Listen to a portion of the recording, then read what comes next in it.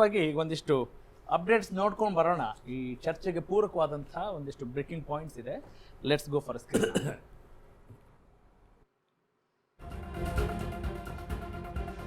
ದಾವಣಗೆರೆ ದಂಗಲ್ ನೆಪ, CM DCM ಬಣಗಳ ಮೇಲಾಟ. ಅಂದ್ರೆ ಬಣ ರಾಜಕೀಯ ಒಣ ರಾಜಕೀಯ ಬಿಟ್ರೆ ಬೇರೆ ಏನಿಲ್ಲ ರೀ ಅಂತ ಒಂದು ಸಾರಾಂಶವನ್ನ ನಾವು ನೋಡ್ಬೋದು. ಸಿಎಂ ಬಣಕ್ಕೆ ನಿರಂತರ ಹಾನಿ ಏನಾದರೂ ಆಗ್ತಾ ಇದೆಯಾ? ಜಮೀರ್ ವಜಾ ಮಾಡೋಕೆ ಡಿ.ಕೆ. ಶಿವಕುಮಾರ್ ಪಣ ತೊಡ್ತಾ ಇದೆಯಾ? ಮಿನಿಸ್ಟರ್ ಜಮೀರ್ಗೆ ಅಹಿಂದ ಎಂಬ ಭೀಮಬಲ ಏನಾದರೂ ಇದೆಯಾ? ನಿನ್ನೆ ಸಂಪುಟ ಸಭೆಯಲ್ಲಿ ನಡೆದಂಥದ್ದು ಪ್ಯೂರ್ ಹೈ ಡ್ರಾಮಾ, ಈ ರೀತಿಯಾದಂಥ ಚರ್ಚೆ ಇದೆ. ಆದರೆ ವಾಟ್ ಈಸ್ ದ ಫ್ಯಾಕ್ಟ್ ಅನ್ನೋದನ್ನ ಕಾಲವೇ ನಿರ್ಧರಿಸುತ್ತೆ. ಯಾಕಂತ ಹೇಳಿದ್ರೆ ಯಾರ ಮನಸ್ಸಲ್ಲಿ ಏನಿದೆ, ಯಾವ ಉದ್ದೇಶದಿಂದ ಜಗಳ ಮಾತಾಡ್ತಾರೆ ಗೊತ್ತಾಗೋಕೆ ಸಾಧ್ಯ ಇಲ್ಲ.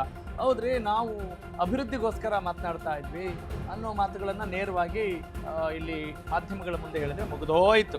ಎಸ್, ಐ ರಿಪೀಟ್, ಸಿಎಂ ಬಣಕ್ಕೆ ನಿರಂತರ ಹಾನಿ ಏನಾದರೂ ಆಗ್ತಾ ಇದೆಯಾ ಅನ್ನೋದು ನೋಡೋಣ. ಇಡೀ ಸಂಪುಟದಲ್ಲಿ ಜಮೀರ್ ಪರ ಕೋರಂ ಇದೆ. ಡಿಕೆಗೆ ಬಿಗ್ ಶಾಕ್ ಅಂತ ಹೇಳಲಾಗ್ತಾ ಇದೆ. ಪ್ರಿಯಾಂಕ್ ಖರ್ಗೆ ಅವರ ಆದಿಯಾಗಿ ಜಮೀರ್ ಅಹಮದ್ ಖಾನ್ ಅವರಿಗೆ ಬೆಂಬಲ ಕೊಡಲಾಗ್ತಾ ಇದೆ. ಹೀಗಾಗಿ ಡಿ.ಕೆ. ಶಿವಕುಮಾರ್ ಬಣ ತಂಡ ಹೊಡಿತಿದ್ಯಾ ಅನ್ನುವ ಪ್ರಶ್ನೆಗಳು ಗರಿಗೆದಿರ್ತಾ ಇದ್ದಾವೆ. ಮುಸ್ಲಿಂ ಸಮುದಾಯದ ಬೆಂಬಲ ಕಳೆದುಕೊಳ್ಳುವ ಸ್ಥಿತಿ ಬಂದಿದೆಯಾ, ಅಷ್ಟು ಈಸಿನಾ ಅನ್ನುವ ಪ್ರಶ್ನೆ ಮಾಡುವವರು ಇದ್ದಾರೆ. ಸದ್ಯಕ್ಕೆ ಈ ರೀತಿಯಾದಂಥ ಬೆಳವಣಿಗೆಗಳಿದ್ದಾವೆ. ಆದರೆ what happens is not important, how do we look into it is important ಅನ್ನುವ ಆಧಾರದ ಮೇಲೆ, ನಮ್ಮ ಕಾಂಟೆಕ್ಸ್ಟ್ ಮೇಲೆ, ನಮ್ಮ ಮನಸ್ಥಿತಿಯ ಆಧಾರದ ಮೇಲೆ ನಮ್ಮ ಮುಂದಿನ ಫಲಿತಾಂಶವನ್ನು ನಿರ್ಧಾರ ಮಾಡಬಹುದು. ಹಾಗಾಗಿ ಏನೇ ಘಟನೆಗಳು ನಡೆದರೂ ಕೂಡ ಅದನ್ನು ಸಾವಕಾಶವಾಗಿ ಏನಾದರೂ ಬಳಸ್ಕೊಳ್ತಾರಾ ಅಥವಾ ಎದುರಾಳಿಗಳು ಅದನ್ನು ಕ್ಯಾಪ್ಚರ್ ಮಾಡ್ಕೊಳ್ಳೋಕೆ ನೋಡ್ತಾರಾ? ಹೀಗೆ ಈ ರಾಜಕೀಯ ಅನ್ನೋದು ಪ್ರಜಾಪ್ರಭುತ್ವದ ಅಭಿವೃದ್ಧಿಗೆ ಪೂರಕವಾಗಿರಬೇಕಾಗಿತ್ತು. ಆದರೆ ದುರದೃಷ್ಟವಶಾತ್ ಹಂಗಿಲ್ಲ ಅನ್ನೋದನ್ನು ನಾವು ಮನಗಾಣ್ತಾ ಈ ಚರ್ಚೆನ ನಾವು ಮುಂದುವರಿಸಬೇಕಾಗಿದೆ. ಅವರವರ ಪಕ್ಷದಲ್ಲೇ ಭಿನ್ನಮತಗಳು ಇರೋದು ಯಾವ ಪಕ್ಷದಲ್ಲಿ ಇಲ್ಲ ಹೇಳಿ ನೋಡುವ ಅಲ್ವಾ? ಎಲ್ಲ ಪಕ್ಷದಲ್ಲೂ ಕೂಡ ಇಂಥ ಒಂದು ಭಿನ್ನಮತ ಭುಗಿಲೇಳುತ್ತೆ. ಓಕೆ, ಕರ್ನಾಟಕ ಪ್ರದೇಶ ಕಾಂಗ್ರೆಸ್ ಸಮಿತಿಯ ಸದಸ್ಯರು, ರಾಜ್ಯ ವಕ್ತಾರರು ಮಹಾಂತೇಶ್ ಲಕ್ಷ್ಮಣ ಹಟ್ಟಿ ನಮ್ಮ ಜೊತೆಗಿದ್ದಾರೆ. ಮಹಾಂತೇಶ್ ಸರ್, ಎಲ್ಲ ಬೆಳವಣಿಗೆಗಳನ್ನು ಗಮನಿಸ್ತಾ ಇದ್ದೀರಿ, ಈ ಬ್ರೇಕಿಂಗ್ ಪಾಯಿಂಟ್ಸ್ ಎಲ್ಲ ನೋಡಿದ್ದೀರಿ. ನೋಡಿ ಸರ್, ಕಾಂಗ್ರೆಸ್ ಪಕ್ಷ 60 ವರ್ಷಗಳ ಕಾಲ ಇತಿಹಾಸವನ್ನು ಹೊಂದಿದಂಥ ಪಕ್ಷ. ಅದರಲ್ಲೂ ವಿಶೇಷವಾಗಿ 60 ವರ್ಷಗಳ ಕಾಲ ಕಾಂಗ್ರೆಸ್ ಪಕ್ಷ ಸರ್ವ ಧರ್ಮಗಳ ಒಳಗೊಂಡಂಥ ಏಕೈಕ ರಾಷ್ಟ್ರೀಯ ಪಕ್ಷ ಅಂದರೆ ಅದು ಕಾಂಗ್ರೆಸ್ ಪಕ್ಷ. ಓಕೆ, ಹೌದೌದು, ಸರ್ವ ಜನಾಂಗದ ಶಾಂತಿಯ ತೋಟ. ವಿಶೇಷವಾಗಿ ಎಲ್ಲ ಜಾತಿ ಧರ್ಮಗಳನ್ನು ಒಳಗೂಡಿಸಿಕೊಂಡು ಏನು ಡಾಕ್ಟರ್ ಬಾಬಾ ಸಾಹೇಬ್ ಅಂಬೇಡ್ಕರ್ ಅವರ ಆಶೆಗಳಂತೆ ನಾವು ಎಲ್ಲರನ್ನ ಒಳಗೊಂಡಿಸಿಕೊಂಡು ಹೋಗೋದು ಸಹಜ. ಮನೆಯಲ್ಲಿ ಅಂತಮ್ರು ಇದ್ದಾಗಲೇ ದೊಡ್ಡಣ್ಣ ಸಣ್ಣಣ್ಣ ಸಣ್ಣ ತಮ್ಮ ಅಲ್ಲೇ ನ್ಯಾಯಗಳು ಬರ್ತಾವೆ. ಊರಲ್ಲಿ ತೋಟದಲ್ಲಿ 50 ಎಕರೆ 100 ಎಕರೆ ಇದ್ರೆ 6 ಜನ 5 ಜನ ಅಂತಮ್ರು ಇದ್ರೆ ನನಗೆ 10 ಎಕರೆ 12 ಎಕರೆ 5 ಎಕರೆ ಅಂತೇಳಿ ಇರ್ತಾವೆ. ಅಂಥದ್ರಲ್ಲಿ ಅಧಿಕಾರ ಯಾರಿಗೆ ಬೇಡ, ಎಲ್ಲರಿಗೂ ಅಧಿಕಾರದ ಆಶೆ ಇದ್ದೇ ಇರುತ್ತೆ. ಹಾಗಾಗಿ ಇದು ನಮ್ಮ ಕೌಟುಂಬಿಕ ನ್ಯಾಯ. ಇದನ್ನು ನಮ್ಮದೇ ಆದಂಥ ಹೈಕಮಾಂಡ್ ಇದೆ. ಹೈಕಮಾಂಡ್ ಸಂಪೂರ್ಣವಾಗಿ ಅದನ್ನು ಹೊಂದಾಣಿಕೆ ಆಗುವಂಥ ವ್ಯವಸ್ಥೆ. ವಿಶೇಷವಾಗಿ ಉಳಿದ ಹೈಕಮಾಂಡ್ ಬಗ್ಗೆ ನಾವು ಮಾತಾಡಲ್ಲ. ನಮ್ಮ ಹೈಕಮಾಂಡ್ ಏನು ವಿಚಾರವನ್ನು ತೆಗೆದುಕೊಳ್ಳುತ್ತೆ ಅದಕ್ಕೆ ಎಲ್ಲರೂ ಬದ್ಧರಾಗುವಂಥ ವ್ಯವಸ್ಥೆ ನಡೀತೆ. ಹೀಗಾಗಿ ಡಿ.ಕೆ. ಶಿವಕುಮಾರ್ ಆಗಿರ್ಬೋದು, ಸಿದ್ದರಾಮಯ್ಯ ಸಾಹೇಬ್ರಾಗಿರ್ಬೋದು, ಒಂದು ನಾಣ್ಯದ ಎರಡು ಮುಖ. ಅದನ್ನ ಸ್ಪಷ್ಟನೆ ಮಾಡ್ತಾರೆ. ಒಂದೇ ಪಕ್ಷದಲ್ಲಿದ್ದೀವಿ, ಒಂದು ಮಕ್ಕಕ್ಕೆ 2 ನಾಣ್ಯ ಇರುತ್ತೆ, 2 ನಾಣ್ಯಕ್ಕೆ 2 ಮುಖ ಇರುತ್ತೆ. ಆ 2 ನಾವು ಮುಖ ಬೇರೆ ಅಂತ ನಾಣ್ಯ ಇದ್ದಾಗ ನಾಣ್ಯ ಚಲಾವಣೆ ಆಗ್ಬೇಕಾದ್ರೆ ಎರಡು ಬೇಕಲ್ವಾ? ಏನು ತೊಂದರೆ ಇಲ್ಲ. ವಿಶೇಷವಾಗಿ ನಾವು 2 ಜಿಲ್ಲೆಗಳನ್ನ, ನಾನು ಉತ್ತರ ಕರ್ನಾಟಕದವನಾಗಿ ಅದೇ ಕ್ಷೇತ್ರದವನಾಗಿ 100ಕ್ಕೆ 100ರಷ್ಟು ಯಾರು BJP ಅವ್ರು ಏನು ಹೇಳ್ತಾರೋ JDS ಅವ್ರು ಏನು ಹೇಳ್ತಾರೋ ಗೊತ್ತಿಲ್ಲ, ಆದರೆ ಜನ ನಮ್ಮನ್ನು ಒಪ್ಪಿಕೊಂಡಿದ್ದಾರೆ, ನಮ್ಮ ಗ್ಯಾರಂಟಿಗಳನ್ನು ಒಪ್ಪಿಕೊಂಡಿದ್ದಾರೆ, ನಮ್ಮ ಪಕ್ಷದ ಸಿದ್ಧಾಂತಗಳನ್ನು ಒಪ್ಪಿಕೊಂಡಿದ್ದಾರೆ. ಒಪ್ಪಿಕೊಂಡೇ ನಮಗೆ BJP ಅವ್ರನ್ನ JDS ಅವ್ರನ್ನ ಮನೆಗೆ ಕಳಿಸಿ ನಮಗೆ 135 ಸೀಟ್ಗಳನ್ನು ಕೊಟ್ಟಿದ್ದಾರೆ. ನಮ್ಮ ಸರ್ಕಾರ ಇನ್ನೂ ಸುಭದ್ರವಾಗಿದೆ. ಇನ್ನೂ 2-2.5 ವರ್ಷಗಳ ಕಾಲ ಹೆಚ್ಚು ಕಡಿಮೆ ಸರ್ಕಾರವನ್ನು ನಡೆಸ್ತೇವೆ, ಅದರಲ್ಲಿ ಯಾವುದೇ ಗೊಂದಲ ಬೇಡ. ಯಾರು ಎಷ್ಟೇ ಬಡ್ಕೊಂಡ್ರೂ ಸಹ ವಿರೋಧ ಪಕ್ಷವಾಗಿ ವಿರೋಧ ಪಕ್ಷದ ಕೆಲಸಗಳನ್ನು ಅವ್ರು ಮಾಡಿದರೆ ಸಾಕು. ಈ ದೇಶದ ಜನತೆಗೆ, ಈ ರಾಜ್ಯದ ಜನತೆಗೆ ಅರ್ಥ ಆಗುತ್ತೆ. ರಾಜ್ಯದ ಜನತೆ ದಡ್ರಲ್ಲ, ಎಲ್ಲವನ್ನು ನೋಡ್ತಾ ಇರ್ತಾರೆ. ಎಲ್ಲ ವಿಚಾರಗಳನ್ನು ಪ್ರತಿ ಕ್ಷಣಕ್ಕೂ ಸಹ ಮಾಹಿತಿ ಗೊತ್ತಾಗ್ತಾ ಇರ್ತವೆ. ಹಾಗಾಗಿ ನಾನು ಇವತ್ತು ಸ್ಪಷ್ಟಪಡಿಸ್ತೇನೆ, 100ಕ್ಕೆ 100ರಷ್ಟು ಬಾಗಲಕೋಟೆ ಮತ್ತು ದಾವಣಗೆರೆ ಓಕೆ ನಾವು ಗೆಲುವನ್ನ ಸಾಧಿಸ್ತೇವೆ ಅನ್ನೋದನ್ನು ಸಹ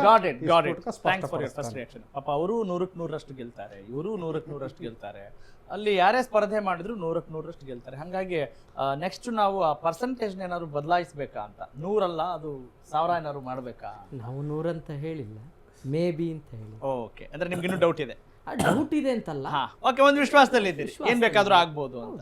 ಓಕೆ, ನಾವು ಸತ್ಯಕ್ಕೆ ಹತ್ರ ಇದ್ದೀವಿ, ಜನರ ಒಂದು ಮ್ಯಾಂಡೇಟ್ಗೆ ನಾವು ರೆಡಿ ಆಗಿದ್ದೀವಿ, ನಾವು ಅತಿಯಾದ ಆತ್ಮವಿಶ್ವಾಸದಲ್ಲಿ ಬೀಗ್ತಾ ಇಲ್ಲ ಅಂತ ಹೇಳ್ತಿದ್ರೆ ಕರೆಕ್ಟ್? ಹೌದು, ಆತ್ಮವಿಶ್ವಾಸ ಇದೆ, ಬೀಗ್ತಾ ಇಲ್ಲ. Fine fine, thank you. ತಿಮ್ಮೇಗೌಡ್ರೆ, ಏನ್ ಹೇಳಕ್ ಬಯಸ್ತೀರಿ? ಏನ್ ನಡೀತಾ ಇದೆ ಅನ್ಸುತ್ತೆ ರಾಜ್ಯ? ಸರ್, ನನಗೆ ನಮ್ಮ ಕಾಂಗ್ರೆಸ್ ವಕ್ತಾರರ ಮಿತ್ರರು ಮಾತಾಡಿದ್ ನೋಡಿದ್ರೆ ಎಷ್ಟು ಚಂದ ಇದೆ ಅಂತಂದ್ರೆ, ಇಲ್ಲೂ ಕೂಡ ಇವತ್ತು ಚುನಾವಣೆಗೆ ಮುಂಚೆ ಜನರನ್ನ ಯಾಮಾರಿಸಿ ಅಧಿಕಾರಕ್ಕೆ ಬಂದ ನಂತರವೂ ಯಾಮಾರಿಸ್ತಾ ಇದ್ದಾರೆ, ಇವತ್ತಿಗೂ ಯಾಮಾರಿಸ್ತಾ ಇದ್ದಾರೆ. ಜನಗಳು ಅಷ್ಟು ನೋವಿನಿಂದ ಯಾಮಾರಿಸೋದ್ರಲ್ಲಿ ಸೋತ್ಬಿಟ್ರಿ ಅನ್ಸುತ್ತೆ ಅಲ್ಲ? ನಾವಲ್ಲ, ಆದ್ರೆ ಜನಗಳು ಇವರು ಯಾಮಾರಿಸಿದ್ರು, ಆದ್ರೆ ಇವಾಗ ಜನಗಳಿಗೆ ಅರ್ಥ ಆಗಿದೆ ಯಾವ ರೀತಿ ಅಂತಕ್ಕಂಥ ಕೂಡ ನಾನು 1 by 1 ಹೇಳ್ತೀನಿ. ಇಲ್ಲೂ ಕೂಡ ಇವರು ಯಾವ ರೀತಿಯಲ್ಲಿ ನಮ್ಮ ಗ್ಯಾರಂಟಿಗಳನ್ನ ಒಪ್ಕೊಂಡಿದ್ದಾರೆ, ನಾವೇನು ಮಾಡಿದ್ರು ತಡ್ಕೋತಾರೆ, ಎಷ್ಟೇ ಹಗರಣ ಮಾಡಲಿ, ಎಷ್ಟೇ ಲೂಟಿ ಮಾಡಲಿ, ಜನ ನೋಡ್ತಾ ಇದ್ದಾರೆ, ಖುಷಿ ಪಡ್ತಾ ಇದ್ದಾರೆ ಅಂದರೆ ಅರ್ಥನೇ ಇದ್ದಂಗೆ ಆಗ್ಬಿಟ್ಟಿದೆ. ಸರ್ ನೋಡಿ, ಇವತ್ತು ಉಪಚುನಾವಣೆ ಶುರುವಾದಾಗಲಿಂದ ಒಂದು ದಾವಣಗೆರೆ ಅಭ್ಯರ್ಥಿ ಬಂದು ಡಿ ಕೆ ಬಣದವರು, ಮೇಲೆ ಬಾಗಲಕೋಟೆ ಅಭ್ಯರ್ಥಿ ಬಂದು ಸನ್ಮಾನ್ಯ ಸಿದ್ದರಾಮಯ್ಯನವರು, ಅಲ್ಲಿಂದನೂ ಕೂಡ ಶುರುವಾಯ್ತು.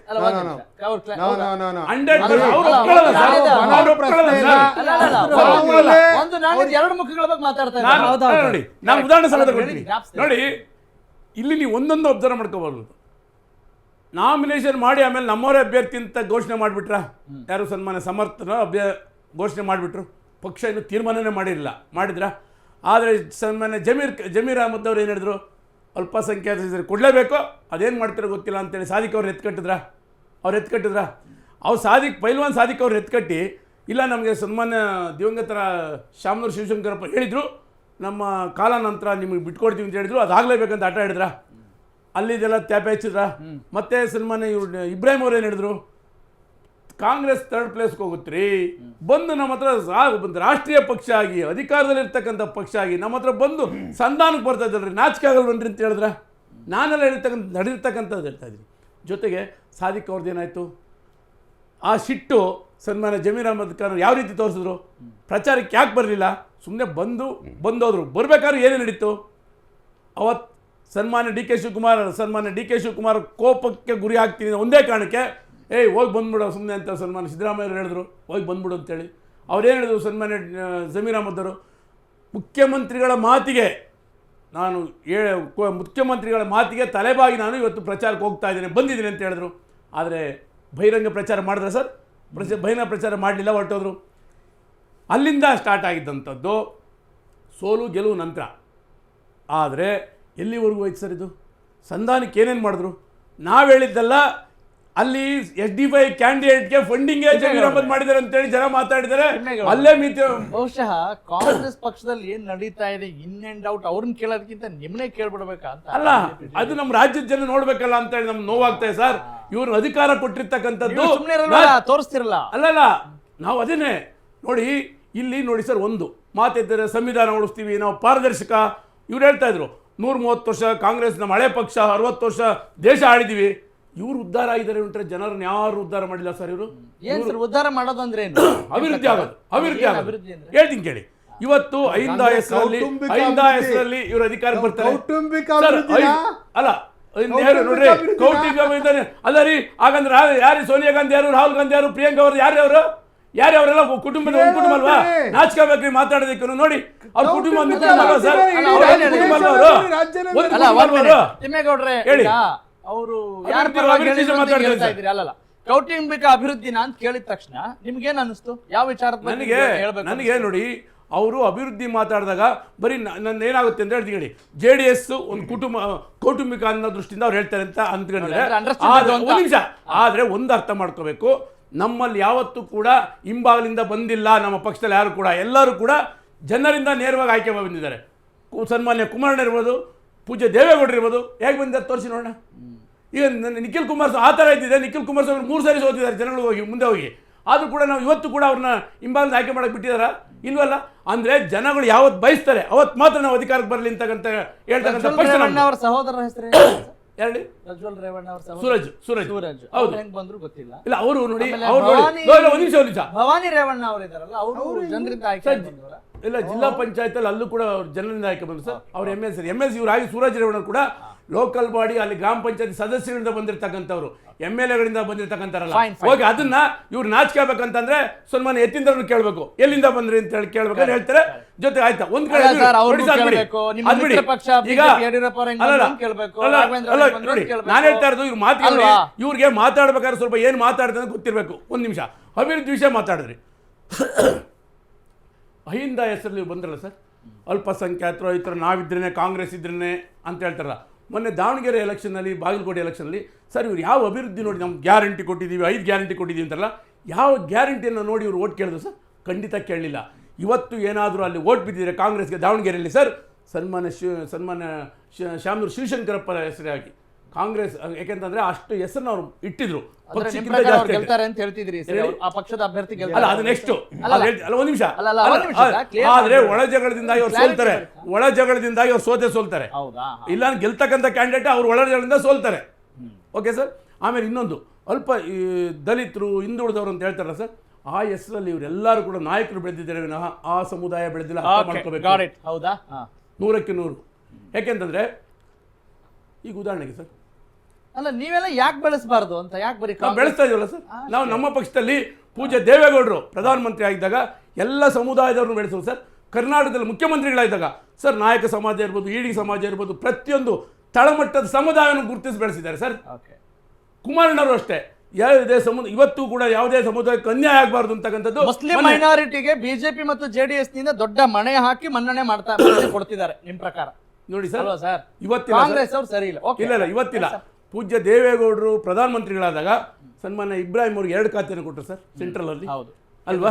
ಮತ್ತೆ ಅದೇ ರೀತಿ ನಮ್ಮ ಪಕ್ಷಕ್ಕೆ ಅಧ್ಯಕ್ಷರನ್ನು ಮಾಡಿದ, ಅಂದ್ರೆ ಒಬ್ಬರನ್ನಲ್ಲ, ಅಲ್ಪಸಂಖ್ಯಾತರಿಗೆ ಎಲ್ಲರೂ ಕೂಡ ಇಟ್ಟಿರೋದಕ್ಕೆ ಉದಾಹರಣೆ ಇದೇ. ಸನ್ಮಾನ್ಯ ಜಮೀರ್ ಅಹಮದ್ ಖಾನ್ ಅವ್ರಿಗೆ ಕುಮಾರಣ್ಣನ ಜೊತೆ ವಿಧಾನಸೌಧಕ್ಕೆ ಹೋದಾಗ ಅಲ್ಲಿ ಅವರು ಏನ್ ಹೇಳಿದ್ರು ಸರ್, ಗಾರ್ಡ್ಸ್ ಮಾರ್ಷಲ್ಗಳು ಅವ್ರನ್ನ ಒಳಗಡೆ ಬಿಟ್ಟಿಲ್ಲ.